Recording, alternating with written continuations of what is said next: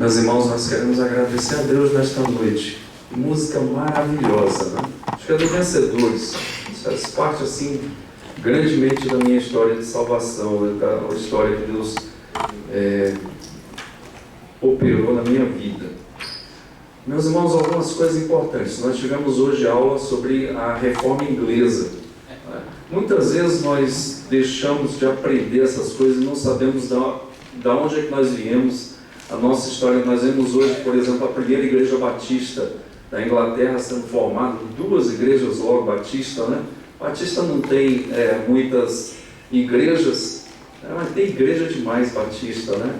Mas nós vimos aqui de manhã, nós vimos a formação da primeira igreja presbiteriana inglesa, nós vimos a primeira igreja congregacional. Quem conhece a igreja congregacional?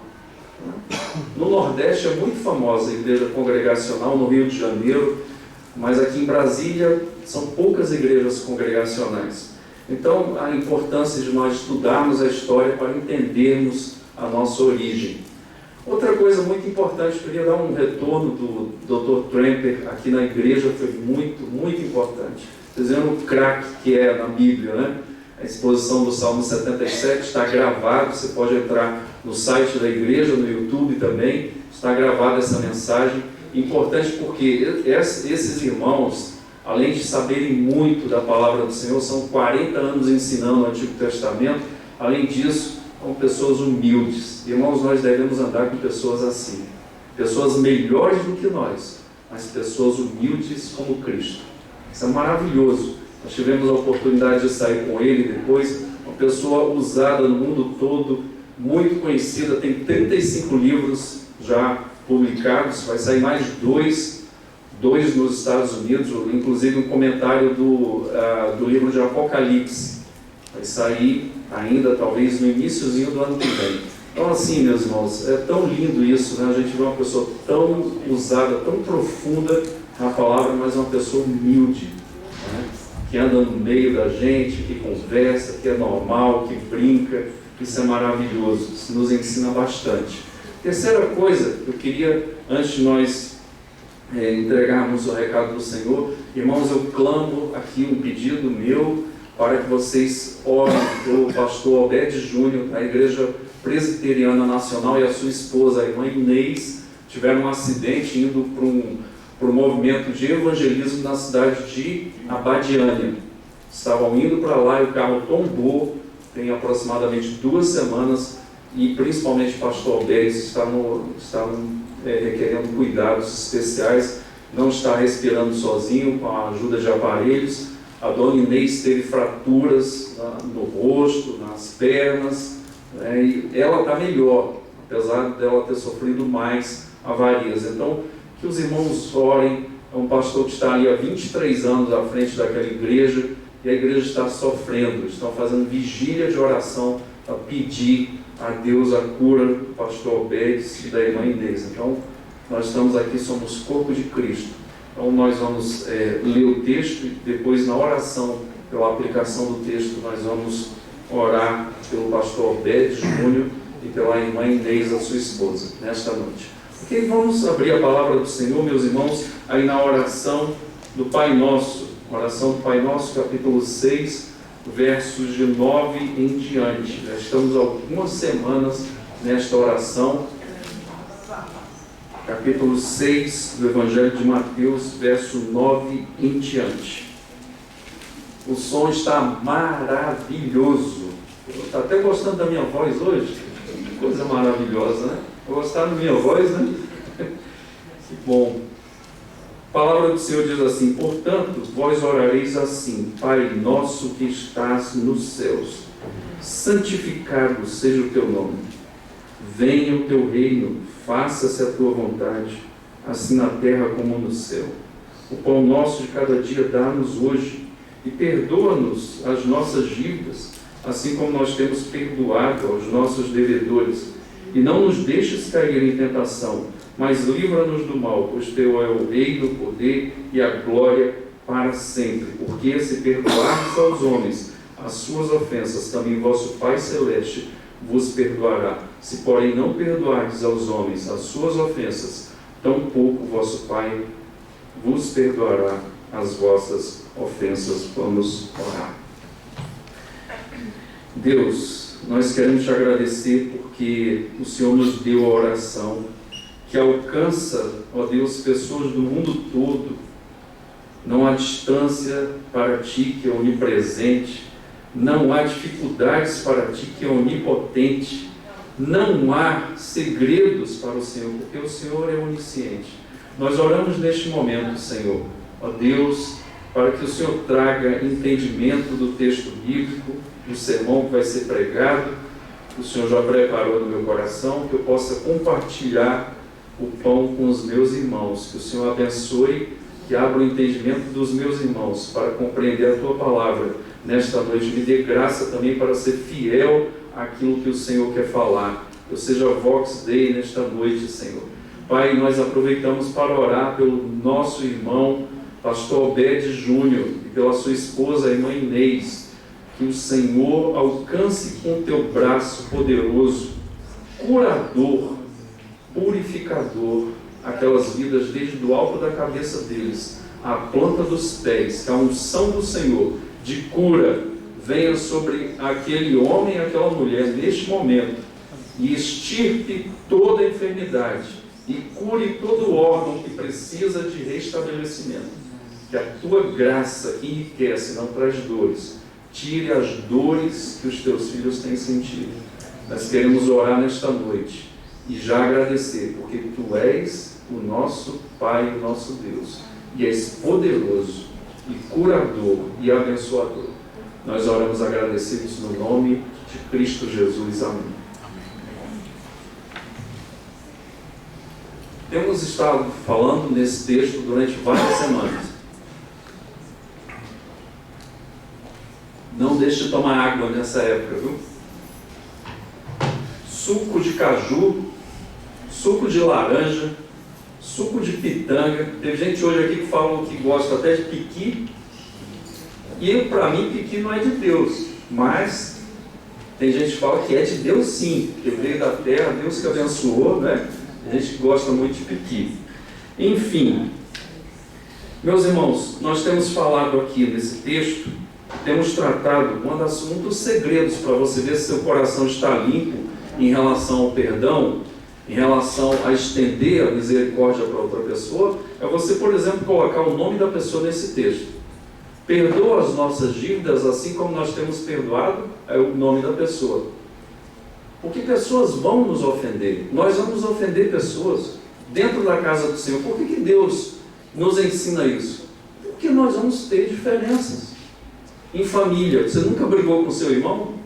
Nunca brigou com seu pai? Nunca brigou com sua mãe? Nunca desobedeceu? Lógico que isso acontece. E é lógico também que a Bíblia nos dá o quê? Armas poderosas para nós andarmos numa comunhão cada vez crescente. E irmãos, eu não sei se você já notou isso. Quando alguém faz alguma coisa contra você e você perdoa de coração e a pessoa se arrepende, tem isso também, a comunhão não aumenta? Não é maravilhoso? Então Deus tem essa capacidade. Eu já vi pessoas inimigas, uma pessoa entrar numa porta, a outra sair pela porta dos fundos, porque não conseguia ficar junto com essa pessoa. E depois de anos de oração e de pedidos, o que aconteceu? As pessoas fizeram as pazes e são amigos, e tomam café junto, come queijo, né, tapioca, e se colocar qualquer coisa eles vão comer, porque eles não estão interessados na comida, eles estão interessados na comunhão, e falam bem uns dos outros. Não é legal isso? E eram inimigos. Que coisa extraordinária. Então, para você ver o nível de perdão no teu coração, você coloca o nome da pessoa. Perdoa as minhas dívidas assim como eu tenho perdoado fulano. Às vezes você vai engasgar. Se você engasgar, está no nível, né, de falta de perdão grande. Se der uma engasgadinha, está no nível melhor, mas ainda não está bom. Ainda precisa orar, ainda precisa pedir a Deus para Deus fazer a obra. Nós vimos aqui, irmãos, que Deus também retém o quê? A graça dele sobre nós. Uma pessoa que não perdoa é uma pessoa amarga, é uma pessoa que tem um coração amargo, é uma pessoa que tem uma palavra amarga, é uma pessoa que está enclausurada, porque a Bíblia diz no capítulo 18, que se nós não perdoarmos, Deus nos prende ali. Uma figura que tinha ali o verdugo que fazia o quê? Fazia o mal para aquela pessoa, açoitava aquela pessoa na prisão, e é assim que a pessoa não perdoa, a pessoa vai passar por isso. É uma pessoa, inclusive, que tem doenças, tem cânceres, hoje que a medicina fala que vem de quê? Pessoa que não perdoa, pessoa que tem um coração amargo, pessoa que não quer dar a destra de comunhão. E aí Cristo falou, olha, mas eu dei a destra de comunhão para vocês, porque vocês mereciam o inferno, e vocês não dão perdão para o outro, que também estavam indo para o mesmo lugar, que tem as mesmas dificuldades. Irmãos, é algo que só Deus pode nos dar, limpar o nosso coração e fazer a obra de purificação que nós não conseguimos fazer. Meus irmãos, e o perdão, nós vimos algumas coisas importantes. Entra a questão de fé, entra também a questão de que nós devemos ter uma atitude, quem nos fere, nós devemos ter uma atitude, nós falamos aqui de honestidade, de falar para a pessoa que pecou, às vezes a pessoa vem pedir perdão para a gente, não foi nada não, está tudo bem, não está tudo bem. A pessoa nos feriu, às vezes a pessoa nos roubou, às vezes a pessoa tirou a nossa alegria, às vezes a pessoa tirou a nossa paz, às vezes a pessoa falou mal da gente para outra pessoa tratou mal a gente por causa da palavra maligna daquela pessoa. Não é tudo bem, nós temos que falar honestamente, você fez isso. E também não colocar o quê? Peso sobre a pessoa. Você fez isso contra mim, isso não foi bom, isso me magoou, isso me machucou. Nós devemos falar isso, mas nós não devemos exagerar. Porque, além de falarmos com honestidade, nós devemos falar diretamente para a pessoa. Não é? Aconteceu isso. E nós falamos também aqui, e Mateus fala sobre isso também, no capítulo 18, verso 5, nós devemos falar amorosamente.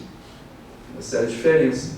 Às vezes alguém vai pedir perdão para a gente fala assim, eu te perdoo por essa desgraça que você fez, por essa multidão de pecado que você tem, pela pessoa horrível que você é, pelas trevas que estão sobre a tua cabeça. Meu Deus do céu, aí acabou com a raça da pessoa, e a pessoa vai ficar magoada, e eu tenho que pedir perdão para ela. Não resolve isso. A Bíblia nos fala que nós devemos perdoar, assim como Cristo nos perdoou, amorosamente, lá em Mateus 7, 3 a 5, e também em Gálatas 6, 1, fala que nós devemos cuidar. E Coríntios fala, quem está em pé, cuide que não caia. Meus irmãos, nós devemos liberar o perdão. Perdão, às vezes, é o que? Um processo, não é do dia para a noite. E o perdão, ele é mais profundo quando você convive mais com a pessoa. Às vezes, uma pessoa, por exemplo, como Jesus, do colégio apostólico, que foi traído por Pedro, uma dor muito grande, que foi esquecido na pior hora dele, onde ele suou gotas de sangue. É muito cruel, a gente receber esse tipo de postura ou atitude, é muito difícil. E aí, quanto mais estiver enraizado o problema, a dor, mais eu vou ter que trabalhar em função disso. Eu já falei aqui para vocês, uma vez eu estava pregando nos adolescentes, e aí eu estava falando sobre esse assunto, e eu levei eles, era na igreja antiga, lá do lado do Rubinho Pizzaria, não é propaganda não, mas é muito bom lá também. Então, a gente saiu, e eu peguei assim, falei para os meninos, falei, arranca essa grama aí, eles. Teve um lá que foi, ainda tirou onda, só isso. Falei, tá, beleza. Aí fui para um matinho mais forte, falei, agora arranca esse aí. Puxou 2, 3 vezes, saiu. Aí eu fui para uma arvorezinha menor, eles puxaram também. Aí eu falei, agora eu vou barbarizar. Tem uma árvore na frente do Rubinho assim, bem grande, um tronco de uma dimensão grande, um diâmetro grande. Agora arranquem esse aí. E o pessoal chegando na pizzaria para comer e olhando aquele monte de adolescentes pagando mico, segurando na árvore e puxando. Eu falei, vocês não têm fé não? Ainda instiguei, Puxa aí, a Bíblia me diz, se você tiver fé, dirá esse monte, quanto mais essa árvore aí, traspassa-te e vai para o mar. Falei, mas não dá aqui. Aí um soltou a pérola que eu queria. Isso aqui é só um guindaste para tirar. Eu falei, agora vamos voltar para dentro da igreja. Assim também é o perdão. Quando alguém nos fere, se nós alimentarmos esse matinho que foi fácil de tirar hoje, vai se tornar uma árvore com raízes profundas que só um guindaste para tirar aquilo ali de dentro. E o perdão é desse jeito. Se você alimentar a falta de perdão, colocar na boquinha da falta de perdão, uma colherzinha, outra, duas, às vezes tem gente que tem 50, 60 anos com ódio no coração de outra pessoa, às vezes a pessoa da mesma família, e aí só um guindaste para tirar. Mas eu quero dizer nesta noite, a mão de Deus é mais do que um guindaste para arrancar pela raiz toda a falta de perdão. Meus irmãos, e nós falamos isso aqui. Isso é a atitude que nós temos que ter do ofendido para o ofensor. Agora, quais são as características de uma pessoa que está arrependida realmente? Como nós vamos saber que uma pessoa está arrependida? É o outro lado da moeda. Por quê? Porque da mesma forma que fala para o ofendido perdoar, fala para o ofensor se arrepender. Tem que ter o arrependimento. Algumas características importantes, se nós vimos aqui no Salmo 51, não foi por acaso que nós lemos. Primeira característica que eu vejo numa pessoa que está realmente arrependida, ela tem uma grande vergonha, irmãos. Ela tem uma grande vergonha, por quê? Porque ela viu que agiu loucamente. A pessoa que está cometendo pecados em sequência, fazendo bobagens, ela é uma pessoa que está cega. Ela é uma pessoa que está dominada. Ela é uma pessoa como se fosse um drogado, que está o quê? Sob o efeito da droga, e essa droga é o pecado. E o pecado leva para longe de Deus. O pecado causa a separação entre Deus e nós. Isaías 59, 1 e 2 diz: os vossos pecados fazem separação entre vós e o vosso Deus, para que não vos ouça. O meu ouvido não está agravado para que não possa ouvir, o meu braço não está encolhido para que não possa ir atrás de vocês. Mas os vossos pecados fazem separação entre vós e o vosso Deus.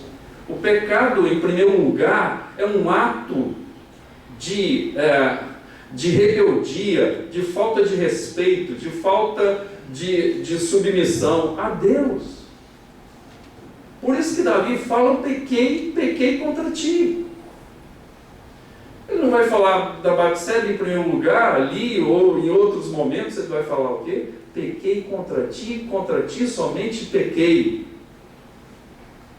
Então, o pecado, em primeiro lugar, vai causar uma grande vergonha quando tira a cegueira, quando tira o domínio da droga pecaminosa. A pessoa fica com vergonha. E é uma vergonha muito grande. É uma vergonha que causa choro. É uma vergonha que causa uma vontade de voltar atrás. E tem uma coisa, né, nessa fase aqui, que a pessoa quer voltar atrás, é um arrependimento, mas não tem jeito mais de corrigir o que já foi feito. E causa um sentimento assim, de impotência, de vergonha. E a proporção é certa, irmãos. Quanto mais tempo na cegueira do pecado, mais vergonha a pessoa sentirá quando Deus tirar as vendas. Então, uma coisa linda que eu queria compartilhar com vocês nesta noite, que eu louvo a Deus de todo o meu coração, que Deus corrige a todo filho que ama. Só é corrigido por Deus com as mãos poderosas do Senhor. Como nós vimos aqui no Salmo 32 sendo cantado, nessa música linda. Enquanto eu calei o meu pecado, os meus ossos se envelheceram. Eu fiquei cansado. E é desse jeito que acontece. Porque as tuas mãos pesavam sobre mim. E o meu vigor ficou em sequidão de estio. Mas Deus pesa a mão sobre o servo dele para trazer o servo dele de novo para a rocha. Deus tira da movediça, areia movediça pecaminosa e da cegueira pecaminosa e do domínio e do contato com Satanás. Ele arranca das trevas e põe de novo sobre a rocha, porque Ele é Pai, Ele é bom. Irmãos, tem uma coisa linda quando nós estamos lendo os profetas. É que Deus faz tudo aquilo com o povo dele. Deus destrói o templo, Deus destrói as muralhas de Jerusalém, que significa a sua proteção. O local cultico de encontro com o Senhor, Ele destrói tudo. E leva o povo para o cativeiro. E o povo passa vergonha, o povo é humilhado. Irmãos, mas sempre Ele tem uma palavra no final. Eu vou trazer vocês de volta. Eu vou restaurar vocês. Eu vou fazer de novo a minha alegria no coração de vocês. Porque Deus é um Pai perfeito. Irmãos, Deus não fala assim, eu te salvei e depois eu não te salvei. Estaltinha diz estaltinha. Quente e frio, aquelas brincadeiras. Deus não é menino não, irmãos. Deus, quando Ele entra na vida de alguém, Ele entrou. Parece profundo isso, né? Ele entra e Ele não sai mais. Por isso, quando eu estou andando no pecado, desobedecendo o Senhor, em primeiro lugar, porque vai mexer com pessoas do lado, e vai ferir a igreja do Senhor, e vai ferir as Sagradas Escrituras, e vai causar vergonha na população que não é crente. Mas quando Deus chama, e Deus corrige um filho dele, porque Ele ama, de novo chama e transforma aquele coração de novo. Porque, irmãos, Deus não corrige a quem é bastardo, só corrige filhos. Por isso que Ele gera essa vergonha. Para quê? Para trazer de volta, irmãos, o exemplo da Bíblia é um exemplo forte, duro. É o exemplo de Pedro. Meus irmãos, Pedro foi um homem que andou do lado da diretoria. Irmãos, Pedro foi testemunha ocular de Jesus. Ele, João e Tiago foram os mais próximos do Senhor. Viram no Monte da Transfiguração, estiveram no batismo com o Senhor. Gente, já imaginou uma luz profunda? E você, quando olha, está Elias e Moisés conversando com Cristo? Você já imaginou que coisa espetacular? E Pedro fica sem saber o que falar, mas ele fala assim mesmo, que ele tem o quê? O cérebro na ponta da língua. Ele vai falar assim, Senhor, vamos fazer uma tenda para o Senhor, uma para Moisés, uma para Elias, e nós dormimos aqui no relento mesmo, no frio desse deserto, de madrugada. Jesus falou, você não sabe o que está falando, rapaz, tem gente endemoniada lá embaixo, a gente tem que descer para ajudar e para fazer a obra. O que eu estou querendo dizer? Pedro teve intimidade com Jesus, andou com o Senhor, viu pesca milagrosa. Jesus chama ele e faz ali revelações espetaculares. Mas, meus irmãos, Pedro vai ali e daqui a pouco Jesus, fala assim, quem os homens dizem que eu sou? Aí eles começam a falar, uns estão dizendo que o Senhor é Jeremias, outros estão falando que o Senhor é Elias, e outros estão dizendo que o Senhor é um dos profetas. Mas vós, quem dizeis que eu sou? E Pedro diz, quem tu és o Cristo, o Filho do Deus vivo. E Jesus fala, não foi carne nem sangue que tu revelou, ou seja, não foi homem, foi o Pai que está no céu. Você tirou 10 aqui nessa prova com louvor, já está aprovado para o próximo semestre, Pedro. Passam uns 3 versículos, Jesus começa a falar, eu vou ter que ir para Jerusalém, vou sofrer, os sacerdotes vão me perseguir, eu vou ser preso pelos judeus e vou ser morto pelas mãos dos romanos. Pedro fala, não te faças isso, não vá. E Jesus falou que tinha que ir, hein? E eu acho que eu falaria a mesma coisa que Pedro. Aí Jesus dá um 0 para ele e fala, tudo que você ganhou no outro semestre agora perdeu. Porque arreda-te para trás de mim, Satanás, porque não cogita das coisas de Deus, mas dos homens. Quem é o homem que vai querer ir para a cruz? Quem é o homem que vai querer sofrer na natureza humana? Ninguém. Pedro teve essa caminhada. Irmãos, aí Jesus começa a falar que vai morrer e que muitos vão abandonar. O que Pedro fala? Toda essa gentalha aqui, toda essa ralé vai te negar, mas eu sou capaz de morrer, cérebro na ponta da língua. O que vai acontecer? Quando a coisa aperta no jardim de Getsemane, Pedro ainda corta a orelha do Malco, servo do sumo sacerdote. Dá para entender isso? E meus irmãos, em Lucas 22, 61, verso 61, diz nesse momento que Pedro pragueja e fala: não conheço tal homem. Os olhos de Jesus se fixam nele na hora. E diz aqui: então, voltando-se o Senhor, fixou os olhos em Pedro. Você já imaginou? Não precisa falar nada. Está vendo? Não te falei? Jesus tinha falado antes que o galo cante, que me negarás 3 vezes. E diz aqui: fixou os olhos em Pedro, e Pedro se lembrou da palavra do Senhor. E não dá para voltar mais atrás. O Senhor falou. Como lhe disseram: hoje 3 vezes me negarás antes que o galo cante. Meu Deus do céu. E diz o quê? Que Pedro, aqui no outro versículo, chorou amargamente. Para entender, irmãos? O arrependimento de Pedro na hora. E um desespero: não dá para eu voltar mais atrás, eu já neguei o Senhor. Quando a pessoa se arrepende, há uma vergonha profunda no seu coração, a lágrima nos olhos, a vergonha do que fez contra o Senhor.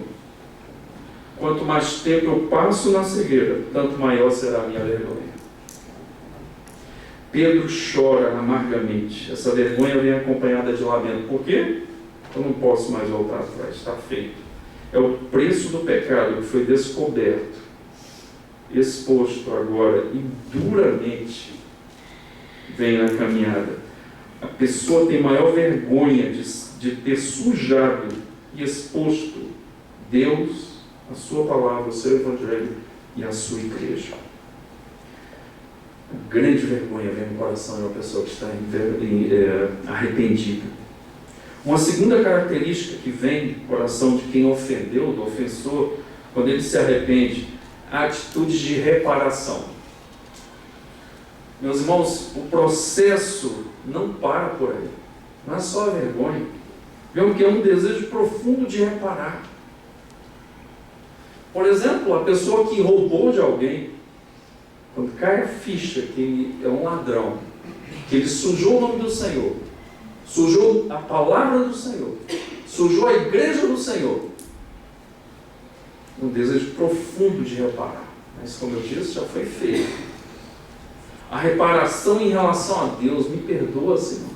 Quantas vezes, às vezes, irmãos, numa ceia, a gente vai servir a ceia, a gente fala para se examinar, tem gente que passa meses, tem gente que passa anos para ter paz no coração. Por que Deus não perdoa? Não, porque ela não se sente perdoada pelo pecado que cometeu. Porque a dor é muito grande, a luta é muito grande, a acusação maligna é terrível. Porque, irmãos, Satanás significa acusador. Mas diz na Bíblia que Satanás é mentiroso e pai da mentira também. Como é que o Satanás age? Ele engana a pessoa, ele transforma o pecado numa coisa boa, igual a fruta no jardim do Éden. A pessoa come da fruta, é enganada, e depois o diabo fala: está vendo? Como é que você é filho de Deus que você fez isso? Mas, irmãos, nós somos filhos de Deus e podemos cair nessas coisas. Nós podemos fazer coisas como Pedro, como Davi. Nós podemos negar. Vimos hoje e repetimos hoje, já falamos 3 vezes sobre isso. Você pode ler o livro dos mártires de John Fox, que ele cita Thomas Cranmer, que assinou ali para Maria I o retorno para a igreja romana dentro da Inglaterra. E no outro dia ele passou a noite em lutas e em dificuldades. E no outro dia ele volta atrás e ele não nega o nome do Senhor, nem a igreja do Senhor diante da monarca. E ela põe ele para ser queimado. A primeira coisa que ele põe na fogueira, e foi calcinado, e ele não entrou na fogueira, empurraram ele. Foi a mão dele que ele assinou covardemente a favor da rainha da Inglaterra e contra o Senhor Deus Todo-Poderoso. Primeira coisa ele falou, antes de entrar na fogueira: essa mão vai ser queimada aqui, para mostrar o meu arrependimento. Eu não posso voltar atrás, mas eu gostaria de voltar atrás. E a mão dele foi calcinada pelo fogo. Os ossos viraram como se fosse papa, como se fosse leite sendo derramado. Meus irmãos, é a reparação. Se vem o arrependimento, o choro, o lamento de não poder voltar atrás, pedir perdão várias vezes a Deus. Ó Senhor, não gostaria que tivesse acontecido isso. Ó Senhor, Senhor, Senhor, Senhor. E isso pode durar muito tempo. Porque a atitude de arrependimento gera isso. Por exemplo, irmãos, eu faço o que for preciso, a pessoa vai falar assim, para tentar minimizar os danos cometidos sobre o ofendido. Só pede perdão, pede de novo, pede de novo. Se foi uma amizade destruída, há o desejo de reatar essa amizade. Se foi um casamento ferido pelo adultério, há o desejo de fazer o que o outro cônjuge exigir para que o matrimônio seja refeito, fazer o que for necessário. Que a Bíblia diz. A pessoa quer sinalizar claramente o seu arrependimento, porque ela não quer desfazer aquela relação, seja de amizade, seja na igreja, seja no casamento, não quer perder o contato com aquela outra pessoa. E ela sinaliza para o ofensor quantas vezes forem necessárias. Isso se dá, irmãos, em relação a Deus. Quando nós pecamos contra o Senhor, e às vezes, como eu falei, se torna uma árvore frondosa de pecados, não uma árvore frutífera da glória de Deus. É como se nós estivéssemos colocando mais um peso nas costas do Senhor, naquela cruz horrenda. É como se nós estivéssemos empurrando a coroa de espinhos, já cravada na fronte do nosso Senhor. É como se nós estivéssemos ajudando aquele guarda ali, com o seu martelo, a colocar o cravo com mais força, a bater nas mãos do Senhor, a bater nos pés do Senhor com aquele cravo. Quando nós deixamos o pecado tomar conta da gente, como se o sacrifício de Cristo não fosse suficiente para nós. É como se nós estivéssemos querendo que Jesus fosse para a cruz de novo, uma cruz exclusiva para nós. Irmãos, isso se dá em relação a Deus, esse arrependimento. Senhor, não queria te causar tristeza, dano, Senhor. Eu não queria envergonhar o teu nome. E o arrependido volta a obedecer às Escrituras. Se humilha diante da disciplina da igreja, se for necessário. Ele quer reaver a comunhão quebrada com o Senhor, com a igreja do Senhor. Uma atitude de reparação. A terceira característica da pessoa que se arrepende é que ela assume a culpa. Meus irmãos, se tem uma coisa linda aqui na vida de Davi, é a humildade desse homem. Davi era homem que gostava de peixeira, mas ele era um homem afeito a pedir perdão, a perdoar. Por isso que o nome dele na Bíblia é o homem segundo o coração de Deus. Irmãos, Davi é espetacular nisso, porque ele é filho de Deus. Quando o profeta Natã o confronta, ele apenas diz, lá em 2 Samuel 12, 4. Então disse Davi a Natã: pequei contra o Senhor. Disse Natã a Davi: também o Senhor te perdoou o teu pecado, não morrerás. No Salmo 51 ele diz o quê? Pequei contra ti, Senhor, contra ti somente, e fiz o que era mal perante os teus olhos, de maneira que serás tido por justo no teu falar e puro no teu julgar. Salmo 51, verso 4. Meus irmãos, a pessoa arrependida não procura os refúgios que ela cria. De jeito nenhum. Ela procura o refúgio, o único refúgio dela, que é o Senhor. O Senhor é o meu refúgio e fortaleza, socorro bem presente nas tribulações. O refúgio do Senhor, os braços do Senhor, a disciplina do Senhor, a obra do Senhor, a correção do Senhor, o cuidado do Senhor. Isso tudo vai fazer parte, porque a pessoa está assumindo a culpa. A pessoa não vai colocar a culpa no marido, a pessoa não vai colocar a culpa no filho. Você faz isso? É porque você está ainda com o coração endurecido. Porque quando nós recebemos o bálsamo do Senhor, e caímos em si, no nosso pecado, a gente não culpa ninguém. A gente fala como Davi falou: pequei contra ti somente, eu pequei, Senhor. Contra o Senhor pequei. Quando a pessoa está arrependida, ela tem o quê? Ela tem sentimento de assumir a sua culpa, o seu pecado, a sua dificuldade. Quarta característica e última que eu queria trabalhar nesta noite é que a pessoa arrependida segue o processo de restauração. Lucas 17, 3 diz assim: acautelai-vos. Se teu irmão, acautelai-vos é o quê? Cuidado, se alguém pecar contra você. Se teu irmão pecar contra ti, repreende-o, como nós falamos honestamente e amorosamente. Se ele se arrepender, como nós estamos falando características de uma pessoa arrependida, perdoa-lhe, dá a destra de comunhão. E a pessoa arrependida faz o que? Sela o processo de cura. A pessoa que não se arrepende, Deus não perdoa.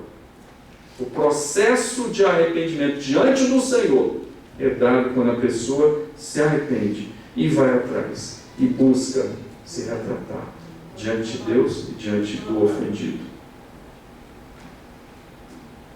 A pessoa que se arrepende sela, fecha o processo de restauração. E Deus vai agir agora de outra forma com essa pessoa. Vai tirar ela do cativeiro, vai tirar as roupas sujas dela do pecado, vai dar banho nela, vai colocar roupas novas, sandálias nos pés, anel no dedo, e vai falar com o pai do filho pródigo: entra, e vai cevar o melhor boi, e vai fazer festa, porque este filho estava morto, mas ele voltou. Há o processo de restauração. O filho pródigo, naquela parábola, ele fala: eu pequei contra os céus e contra o meu pai, não sou digno de ser chamado filho. Olha a característica do arrependimento. Eu vou voltar para o meu pai e vou pedir para ele me tratar como um dos seus servos. Pelo menos eu vou ter comida, eu não vou comer bolota de porco. Meus irmãos, quando ele chega, o pai já está na porta, esperando ele, e vai abraçá-lo. É assim que Deus faz com a pessoa arrependida voltando para casa. Porque, irmãos, nós podemos estar na igreja, vindo aos cultos, ouvindo a mensagem, participando do louvor, até tomando indevidamente a ceia, mas nós estamos longe do Senhor. Isso é só para fora. Quem está de fora pensa que está tudo bem, mas por dentro nós estamos igual o filho pródigo, longe, gastando o dinheiro do Senhor, gastando aquilo que Deus nos deu, gastando tudo, a nossa inteligência, o nosso tempo, fazendo porcaria, cavando o buraco ruim. Mas Deus é tão bom, quando esse filho pródigo cai na real, ele volta e o pai já está na porta, e recebe, e manda ali sacrificar o cordeiro cevado, e faz uma festa. Só quem não fica feliz é o irmão mais velho, mas esse é outro sermão. Deus faz isso conosco quando nós nos arrependemos. De novo ele começa a andar, troca a nossa roupa, trocou a roupa do filho pródigo, pôs uma sandália nos pés, pôs roupa nova, veste festival e pôs um anel no dedo. Irmãos, quem é filho de Deus não deixa de ser filho de Deus. Pode andar na miséria, pode andar no vale da sombra da morte, pode estar longe do Senhor, mas Deus está com ele. E Deus vai restaurar essa pessoa. E Deus vai fazer de novo na vida dessa pessoa, que a sua comunhão venha sobre ela. A Bíblia diz: se ele se arrepender, assim o processo do perdão para o ofensor está completo. Olhando de outro ângulo, se o ofensor não confessar os seus pecados verdadeiramente, Deus não perdoa. Poliano está feliz, irmão, tranquilo. Irmãos, eu quero ler no final aqui 2 textos. Primeiro, nos textos mais lindos que eu já vi sobre perdão ou arrependimento, no devocionário, o devocionário mais importante do mundo, do Oswald Chambers. Foi um inglês que serviu ao exército, foi capelão no Egito. Ele diz assim: a convicção do pecado é melhor descrita nestas palavras: meus pecados, meu Salvador. Quão triste em ti eles caem sobre os teus ombros. Convicção do pecado é uma das coisas mais incomuns que acontece com a pessoa. É o começo de uma compreensão de Deus, de um aprofundamento. Jesus Cristo diz que quando o Espírito Santo viesse, ele convenceria as pessoas do pecado. E quando o Espírito Santo desperta a consciência de uma pessoa e a leva à presença de Deus, não é o relacionamento dessa pessoa com os outros que o incomoda, mas o relacionamento desta pessoa com o próprio Deus. Contra ti, somente eu pequei e fiz esse mal à tua vista, diz o salmista. As maravilhas da convicção do pecado, perdão e santidade estão entrelaçadas. Que é somente a pessoa perdoada que é verdadeiramente santificada. Ele, Deus, prova que ele é perdoador por ser o oposto do que ele era anteriormente, inimigo do pecado e do pecador. Pela graça de Deus ele se aproxima. O arrependimento sempre leva a pessoa ao ponto de dizer: eu pequei, Senhor. O sinal mais seguro de que Deus está agindo em sua vida é quando ele diz isso e significa isso, ou seja, eu te perdoo. Qualquer coisa menos que isso, seja simplesmente uma tristeza por ter cometido erros tolos, uma ação reflexa causada por autoaversão, não é arrependimento. A entrada no reino de Deus é através das dores súbitas e repentinas do arrependimento, colidindo com a respeitável bondade, aspas, do homem que não tem bondade nenhuma. Então o Espírito Santo, que produz estas lutas dentro do coração do pecador, para que ele se arrependa, inicia a formação do caráter do Filho de Deus na vida do pecador. Essa nova vida se revelará em arrependimento consciente, seguido de santidade inconsciente, porque é Deus que dá, pela graça, e nunca o contrário. Não é o homem que toma o primeiro passo, é Deus que vai. O fundamento do cristianismo é o arrependimento. Estritamente falando, uma pessoa não pode se arrepender quando escolhe se arrepender. O arrependimento é um dom, uma dádiva, um presente de Deus. Os antigos puritanos costumavam orar para o Senhor pelo presente das lágrimas, do arrependimento verdadeiro. Se você deixar de compreender o valor do arrependimento, você se permitirá permanecer no pecado. Examine-se para ver se esqueceu como é se sentir e provar verdadeiramente o arrependimento. Davi, no Salmo 32, expressa essa dor que está no seu pecado e a graça do Senhor, do perdão dado ao arrependimento de Davi.